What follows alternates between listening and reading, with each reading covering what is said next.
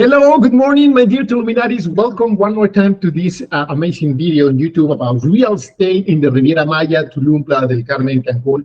And in this occasion, I'm very, very excited because I have here a good friend of mine, but also he's an attorney here in the Riviera Maya. His name is Miguel Pavon. And right now he's traveling, but he made some time. Thank you, Miguel, for to help us with this video. And he's going to explain us a little bit about what he does, what kind of services his firm law does, and also a little bit about fideicomiso, because I know you asking a lot about the fideicomiso, what kind of things you need when you invest in a property in the Riviera Maya. So what a better source than actually an attorney right here in the Riviera Maya. So thank you so much, Miguel. How are you? Hi, thank you. Good morning. Good morning to everyone. So, and thank you for your time. Thank you for the invitation. So my intention of this is to help introduce myself and show what is the most important process in the trust, because I know that most of the foreigners needs or have a lot of questions about this process. It's a simple process that sometimes they feel like a little scared with this, but the intention of this is to clarify everything. So, and I'm at your service. My purpose I'm an attorney in a NILEX law firm, and our principal service is to help people to close the invest that they have in Riviera Maya, Mexico, that it's a part of the restricted zone. And for that purpose, all the foreigners who acquires the property in that area will need a trust. And it's very important that they know the requirements, the cost, the process, and all the simple questions that maybe they can have. I can resolve it right now. So, thank you. Yeah, absolutely. I think it would be easier because it's a lot of information. And I think it would be easier if we go like a step by step, like in order that the people can understand a little bit more. So, for example, people, if they want to invest in a property in Mexico City, they wouldn't need a fideicomiso, correct? Because it's not in that restricted zone. Yes, of course, but they have to be a temporary resident at least. So they cannot buy directly as tourists. So there is a restriction that they can buy without a trust, but they need to have the residency card for acquired in Mexico City. So that is the only requirement that they need. Now, can they invest first and then get the residence later after? If that helps, I mean, to own a property in Mexico, it helps to have the residence, maybe? For Mexico City? Or well, in the whole country.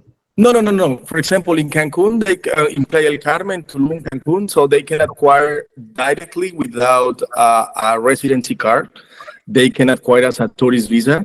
The only point is that we are going to create a trust, and this trust allows to them to do the process. And after, when they get the titles, so they can apply for a Mexican residency. And I think that will be easier to get it once you have a property in Mexico. Right. Because it's one of the requirements. Right, and maybe this is a different kind of attorney that they need. They need maybe like immigration attorney to help with those matters. But at least we know that at least could help a little bit in order to get the residents just the fact to own a property in Mexico, correct? Yeah, because they are going to show to the authority the reason that they want to stay in Mexico. And obviously, if they buy a property, they need to live there because the trust is for residential purpose. That's why they need to be in Mexico to enjoy the property that you're going to buy.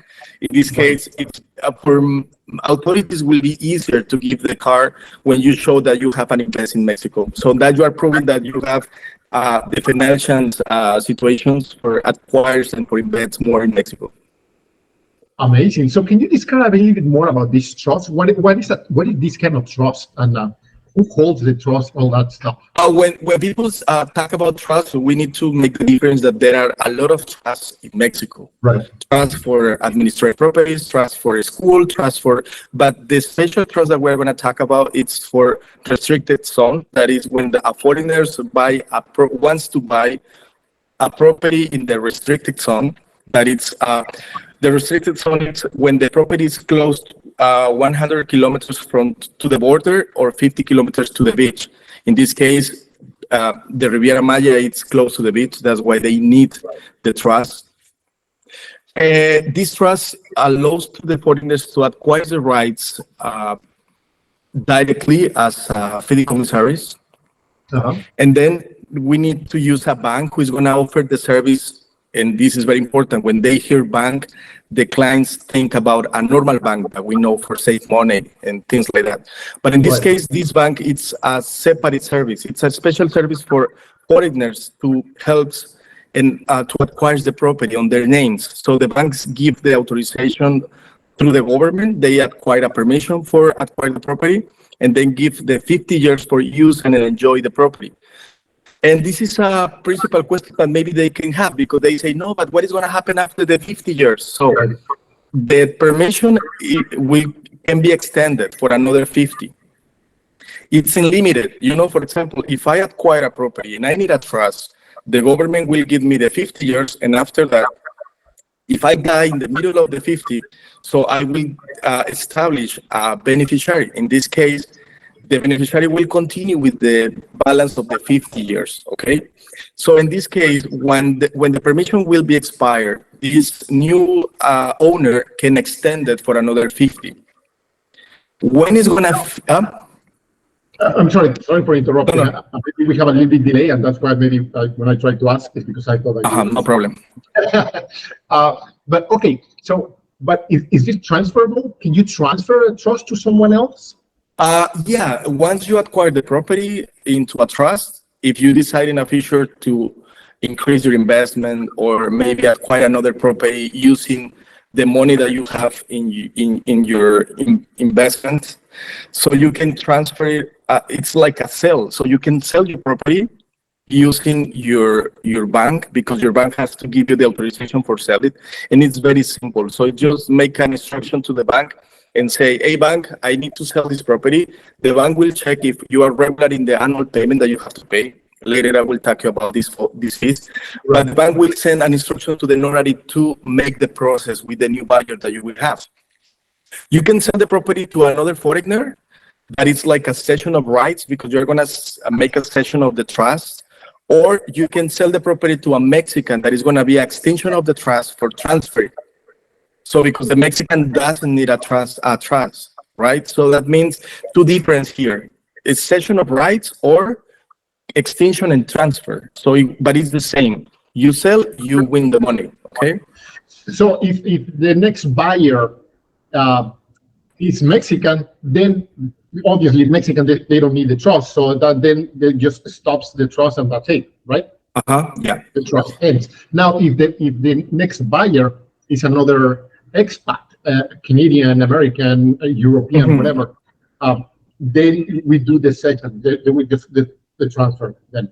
Yeah, it's like we have another two options here, because if the foreigners wants to use the same bank as a fiduciary bank, we make a cession of rights, you know, because it's the same bank, you are going to transfer the rights of your trust to them, to the new buyer, using the same bank. But in case that the new buyer said, no, I don't want to work with this bank, I prefer to use this one, so we are going to cancel the trust and make another one in the name of the new one, you know. But the cost, it's more if you don't make the cession of rights and you want to create a new one, so you are going to pay more. It's more expensive than make the cession of the rights. Yeah, so what is the cost of this trust? So how much is this trust? The first payment will be a higher payment that you have to do, but the trust has annually payment that is cheaper. When you create it, you pay three concepts. That the first one is the permission of the trust, that it's in Mexican pesos, that it's about 18,000 Mexican pesos. In dollars would be like $1,120. And then the annually payment that will be included in the first, at the beginning, so for $522. And the bank fees that it's $464. But in total amount, it's like $2,100 approx for the credit trust. I always tell my clients, hey, it's going to be around $2,500 US. I mean, like 2,500. But if it's a little less, it's good because no, it's $2,106. But this is one of the cheapest bank, and they offer me the good service. Is Bajío Bank that I work with them, Yes. and the process is very simple. They make me the trust maybe in 2 weeks at least. And the interest, the important thing here is that the client can pay the trust using the credit or debit card. So because it's more simple for them to use they need to fill a form with all the bank information, and they decided they even keep it with credit or debit. So because they are in their countries and it's very complicated to them make a transfer or something, it's better to use the credit card, and it's going to be simple. They will charge you the Oh, pretty cost. simple. Then that's good. Mhm. So now, it's just like 2,100 around. Then after the second year, they need to renew it, correct? Yeah, no. They only have to pay the annual payment that it's $522 per year, per year. And even, for example, and it's very important that they know, in case that they appoint a beneficiary and they change their mind and they say, no, I'm going to put an additional, another one in a trust as a beneficiary. So they change it. They can change it. They can change the name of the beneficiary or additional another one, 2 or 3 or all they want it, okay? But every change that they need, they have a fee, and it's a little fee. It's not expensive. Right. I suppose that less than $100, so they pay and they change the names of the beneficiaries, okay? So it's better that they leave it, that they don't make too many changes, because every time they want to do a change, they're going to have to Yeah, pay. yeah, but it's important that they know, because maybe at the moment when they are buying a property, they don't know who is gonna be the beneficiary. Okay, and maybe they take one just for get the name, and then but they are not sure if they really want that these people can be the new owner in case they pass away, right? So, but maybe you can use one if you decided. Maybe you have today you have one zone, but in 2 years you have another one, so you can increase Another one that you didn't even knew. or maybe you are annoyed with someone and say, no, I'm going to eliminate from my trust, so I'm going to change you. And they can do it. It's not permanent, so they can Right. change their mind when they want. These beneficiaries, it's like a wheel, so you change as much as you can because it's your decision finally. I'm sure you hear all kind of stories and all kind of crazy circles. And happens. It's crazy, but Right? happens. Okay, so then you have the trust, and you pay the annual fee. What else? So basically, but it's not like the bank is gonna keep one day your property or anything like that, right? I mean, it's not like No, remember that the bank will offer you a service administrator. The bank will be with you. It's by your side. So the bank is gonna help you to everything you need. For example, if you need to process a license for make a construction or for something, so the bank has to know, and the bank will give you the power of attorney for do all the process, because the land will be on the name of the bank, but you will have the rights of the property as an owner too, right? And the bank is only giving you a service, because some clients think that at the moment that it's a bank into the title, they are in risk. right. But it's not true, because the bank is giving you a service, because you are paying an annual payment for them, and you decide what to do with your property, only in legal purposes. I love the way you say it, because you're right. A lot of my clients, when I tell them about, it's time to talk about the fideicomiso, they see it like, they get really scared because of the bank is going to be involved. But actually, I love the way you say it. The bank is here to help you. It's on your protection. So that's great. That's good to know. Yeah, and it's important that they know also. Some clients decide to create a Mexican corporation for not use the bank trust. And I always said, if you put your properties in a Mexican corporation, you are going to be in the eyes of the SAT, the tax office in Mexico, right? Your properties can be taken for the government in case that an accountant doesn't work correctly, or it's a problem with the fiscal, and it could be cheaper at the beginning, But at the end, I think it's a risk because if your corporation doesn't work, you need to transfer from your corporation to you and create a trust because you continue as a foreigner. So, and some people put the properties in a corporation because they don't want to pay the trust. But when in the future they know that the corporation doesn't work as they wanted, and there is a lot of responsibilities to make the declaration, the taxes, the invoice, and everything. So at the end, they want to cancel the corporation, and in that moment, so you are gonna pay double because you are gonna pay for cancel the corporation and make a new trust on your name because you are a foreigner. You know. That's a very smart. I never thought about that. So, would you recommend a foreigner to use a corporation or just individual? It will Or it depend. depends. It's a good idea if you really want to increase your invest and you are going to acquire a lot of properties and use a corporation for and work with the corporation. You know, creo que we are lost. Time you buy a property, you need to have a new trust, a new fideicomiso. You cannot use one fideicomiso for 10 properties, correct? Can you repeat your question because you were phrased? Oh, I'm sorry. So, for each property is a fideicomiso. You cannot use one fideicomiso for 10 properties. Is that correct? Every time you buy a property, you need a trust. Okay. And Right. there is an option that you can use the same trust number for put the 10 properties that you have.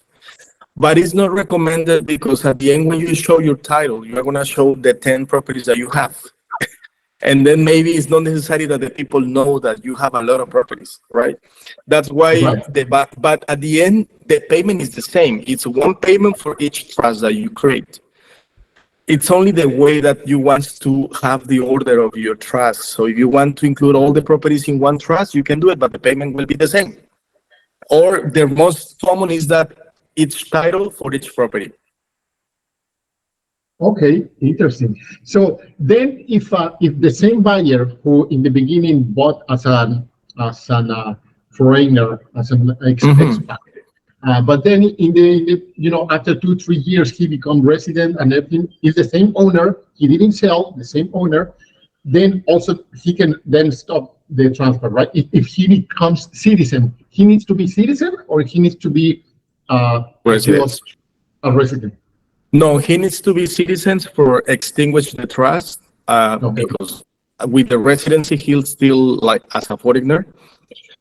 And it's very simple. When they acquire the permanent residence in 2 years later, they can acquire the citizenship from Mexico. So, and they decided if they can stop with the trust and transfer to himself the property and continue as a Mexican. Even the treatment that the notaries give to the foreigner who now has the citizenship, it's like a Mexican. So even for declare the taxes, pay the capital gains, it's as a Mexican, not as a foreigner. That is the different portion that they can apply for pay the tax.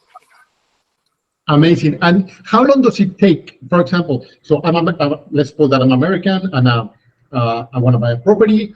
How long the whole process of acquiring the I think you mentioned it before, right? How long does it take the whole process to get? Remember that we have to follow the developer. We are gonna be by the hand of the developer who sell the property because we cannot create the trust if the condominium is not ready. Talking about the legal paperwork, because one thing is when the property is ready for delivery, maybe they can acquire the key, they can get the key and put in a rent, but the condominium maybe is not ready. So we need to wait a little bit until the condominium is ready, the condominium title, I mean, and then we can start with the bank trust, right? But once they are ready, imagine that they are ready to close, they complete, so it takes 2 weeks. But 2 weeks. 2 weeks to get the permission. And if we talk about from the beginning, when a foreigner wants to invest in Mexico, the first step is to be in contact with a realtor as you, and then look for the best property. They like it, and they choose it.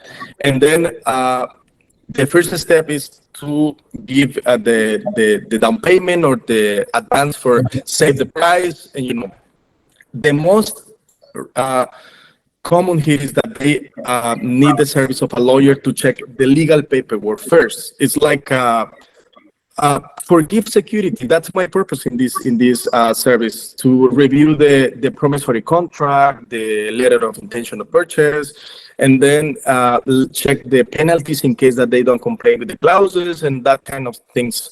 Once they hire us as a lawyer, so we are going to be in contact with the seller and ask about, this is the principal question that we have to do. Are you ready for close? How is the status of your condominium? When is your condominium going to be ready? In this year, next year, even if it's a pre-sale for 26. So we need to be in contact every month with the seller. Hey, how is your process? How are your documents? Is they are finished? So because when the close date is ready, it's when we are close to the closing date. So to the closing date and delivery, taking on base the contract that they signed. So we need to prepare the trust, like with 3 weeks before the closing date, okay? So because we need at least 2 weeks, and once they are ready with the paperwork, so we can make the trust, go to the notary, and close your deed, close the deed. Now, what kind of documents usually they ask in order to have the trust? For the buyer, from the buyer.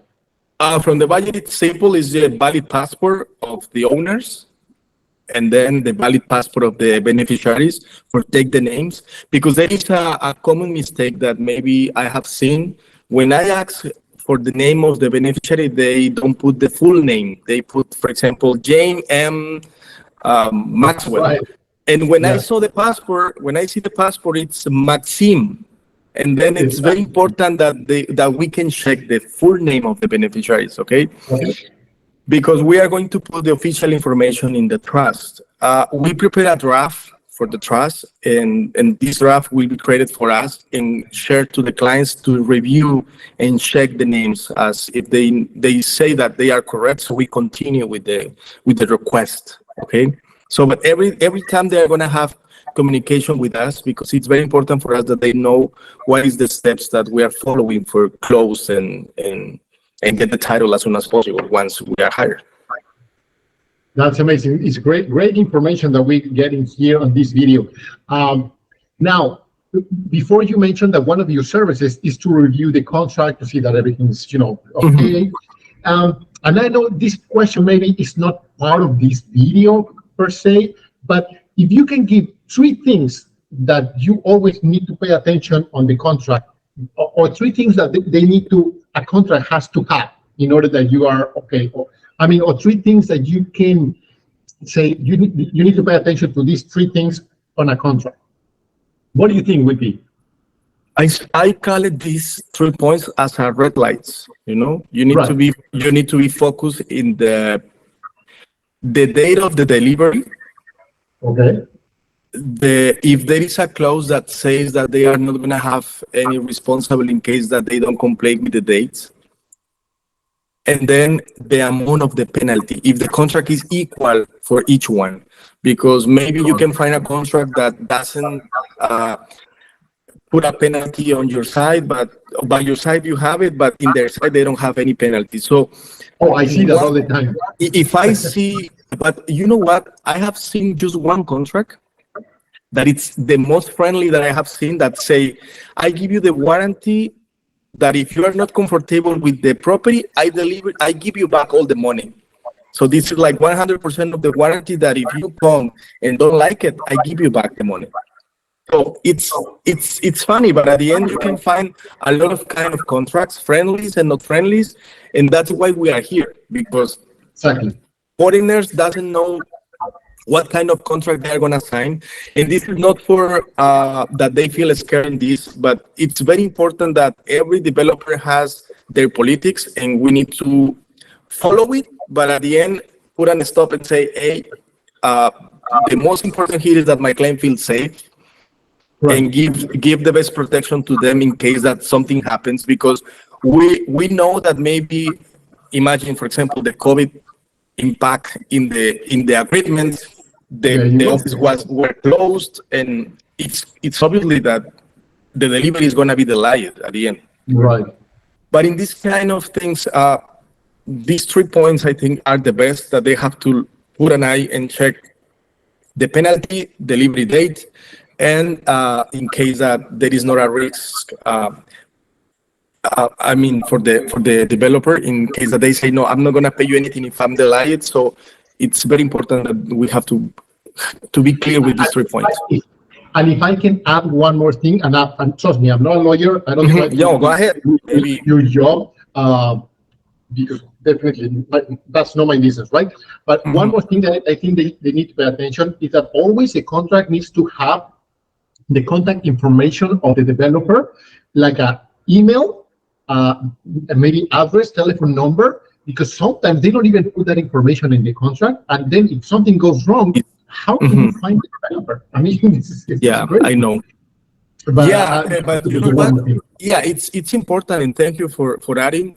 The only point here is that's why we are here, because as a lawyer, we are going to have previously all the information in the due diligence that we create for the client. So we have all the due diligence for this corporation, and then in additional information, in case that is necessary, I can go and visit the place, the office, and after I go to the condo and check how are the construction, how is the you know, and it's an extra service that I offer in my services because I like it to do it, you know. So it's not a problem for me. That's great. It's really good to hear that from someone who wants to get involved and wants to offer a full service. You know, it's not just like if you want me to do that, I'm gonna have to charge you a little bit more or blah blah blah. You know, it's part of your job because you love to do it. You like to serve and you like to provide good service to your clients, and I think that's really good, appreciated, because you don't see that often. Trust me. Yeah, and sometimes, for example, if they create a monthly payment in the contract, for example, the price will be this, and you have 10 months for payment. Maybe the payment number 8 it's not on time because the client has a trouble, something happens in their country, a personal situation. So my intention here is to help them for create a new agreement and, you know, make friendly agreement with them and say, okay, wait me for 10 days, wait me for 20 days, because I'm not going to be ready, but we are going to continue. And it's not just for speak with them, because we need to create a new document that guarantee that they are not going to go in a penalty in case that something happens, right? That is my intention, because some clients call me, hey, Miguel, I'm not in the possibility to pay this month, but what can I do? So my intention is to help them, you know? Right. And be in the middle. Yeah, exactly. And at the end, the purpose of a lawyer as well, the attorney, is not just go and fight the right, what happened, blah, blah, blah. You know, it's actually to mediate, to like you say, make a friendly situation and be like, hey guys, let's find a good solution for everybody. Yeah, they want to sell, my client want to buy, so why don't do something better for us and continue with the purchase, right? And that's the principal intention of this. I love your perspective. I love the way you see, the service. Tell me one more thing. What kind of service do your law firm offers that people? Well, the principal service is these closing services, legal assistance. The difference between us and another law firm is that we are 24/7. So every time that you want to contact me, I'm available for you. My clients feel comfortable with the service because they can ask me whenever they want, Sundays, Saturdays, at night, in the morning, because some of my clients are in another countries and they have another time zone, right? And the idea is that when you call Mexico to your lawyer and it's 5 o'clock, the office is closed. And in this case, my service is 24/7. After this, so I offer notary assistance for any power of attorney that they need. If they want to create a Mexican corporation, or if they need a private contract for rent on a property, for example, leasing contract. We make any kind of corporate service, even for certified copies, but we use notaries for trust. So we have an agreement with the notaries for make this kind of service. even if they need assistance in their country, for example, to create a power of attorney in Canada or in US. So I give the service to them, looking for a notary in their place, and give the assistance for get the apostille and the legalization service in Canada. So it will depends, but my services are a lot of services that I can offer using the notary public or any corporate services that they will need in the future. And you work directly with notaries here in Playa del Carmen and Tulum, correct? Yeah, Playa del Carmen and Tulum, we have two notaries. That is the notary 90 and the notary 5. The 90 is in Playa del Carmen and the number 5 is in Tulum. So they are the best notaries that we are working. They comply with all the requirements that we have. They are very responsible with the appointments, with the titles. It's the best service that the best service that I have received from them. You know.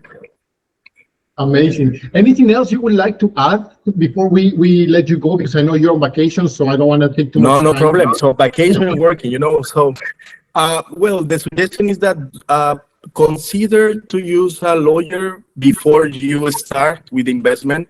It doesn't matter that your purchase is for 2 years more.